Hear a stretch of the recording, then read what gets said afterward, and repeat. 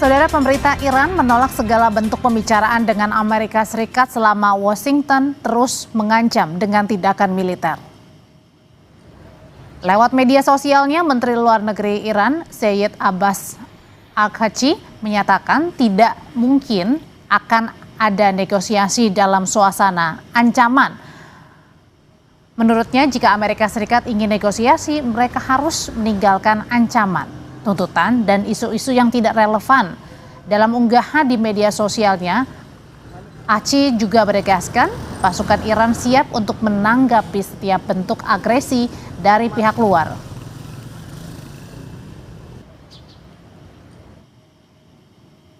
Sebelumnya, Presiden Amerika Serikat Donald Trump memperingatkan Teheran agar bersedia berunding atau membuat kesepakatan. Jika tidak, Trump mengancam Iran akan menerima serangan militer.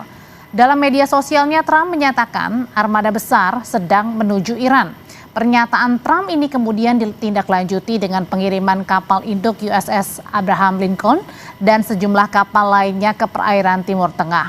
Sementara Menteri Luar Negeri Amerika Serikat Marco Rubio di hadapan Kongres Amerika Serikat menyatakan peningkatan kehadiran militer di Timur Tengah dilakukan untuk membela diri dari ancaman Iran terhadap personil prajurit AS. Thank you. We have to have enough force and power in the region just on a baseline to defend against that possibility. That at some point, as a result of something, the Iranian regime decides to strike at our true presence in the region. The president always reserves the preemptive defensive option. In essence, if we have indications that in fact they're going to attack our troops in the region, to defend our personnel in the region. Hubungan Amerika Serikat dan Iran kian memanas. Kedua pihak saling berupaya mempertahankan posisinya. Akankah konflik ini memicu perang terbuka? Lebih lengkapnya kita akan bahas bersama mantan Dubes Iran, ada Dian Wiranjerit. Selamat malam Pak Dian.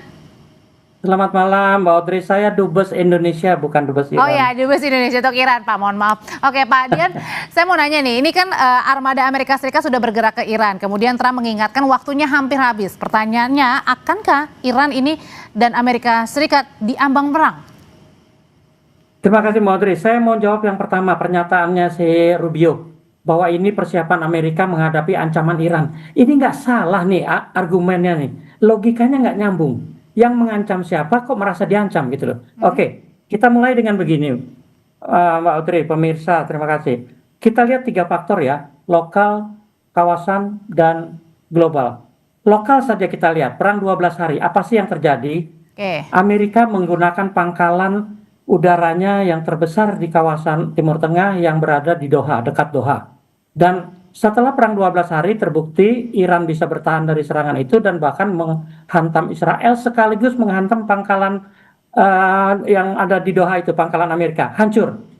Nah, kalau sekarang ada kapal induk yang merupakan pangkalan berjalan datang ke kawasan, apa berarti itu langsung bisa dibikin dugaan akan terjadi perang? Itu hanya menggantikan pangkalan yang sudah hancur. Itu hanya menggantikan posisi pangkalan angkatan laut di Bahrain yang mungkin dianggap kurang kuat. Tapi tidak semata-mata dalam persiapan perang. Kalau kata-katanya dikatakan ancaman sebagai ancaman perang, buat saya itu kayaknya omong kosong ya. Karena sudah terbukti ancaman tidak pernah berjalan. Kalau kita pada level regional, Uni Emirat Arab dan Arab Saudi sudah menyatakan dengan tegas wilayahnya tidak akan diperkenankan untuk dijadikan sarana untuk saling menggempur, karena lontaran rudal dari Iran atau dari kapal induk itu atau kapal-kapal lainnya juga dari pangkalan yang lain itu pasti melewati negara-negara seperti Emirat Arab, seperti Saudi, ada di samping kanannya ada Irak, ada Suriah, segala macam. Mereka sudah menyatakan tidak ingin dijadikan sarana untuk menjadi jalur untuk menyerang Iran. Artinya apa sih? Kalau itu dilakukan, Amerika jelas akan menghadapi tantangan dari kawannya sendiri. Pada tingkat global, ada yang dilupakan. Selama ini Iran itu cukup diam. Tapi di balik kediamannya itu, Rusia dan Cina sudah pasti akan ada di belakang Iran. Sementara Berarti juga yang Pak Dian, dilupakan Mbak Audrey, ya. berarti artinya mungkin apakah ini hanya sekedar tekanan mungkin dari Amerika Serikat agar Iran ini menuruti apa yang menjadi keinginan Amerika? Lah, kalau mungkin itu alasannya, ya lebih jelasnya itu maunya Iran menuruti dia. Tapi kalau dibilang Iran sebagai ancaman, jadi persiapan kapal induk itu untuk menghadapi ancaman dia, Iran kapan mengancam gitu. Tapi kalau dibilang Iran diharapkan menuruti, itu urusan lain. Di negara manapun selalu Amerika menerapkan sebagai negara paling dikdaya di dunia, sehingga maunya semua negara menuruti keinginannya. Sebenarnya bukan keinginan Amerika ya, keinginan seorang yang namanya Trump. Oke, sebenarnya Trump ini menginginkan apa dari Iran kalau gitu, Pak Dian? Kalau lihat peta global dunianya ya, saya di beberapa forum juga saya katakan begini, kita boleh bilang kita punya energi alternatif, energi baru, energi hijau, apapun energi terbarukan. Buat saya sampai 50 tahun ke depan yang namanya energi fosil, energi minyak dan gas itu masih akan menjadi andalan yang menggerakkan ekonomi, perindustrian, dan perdagangan dunia.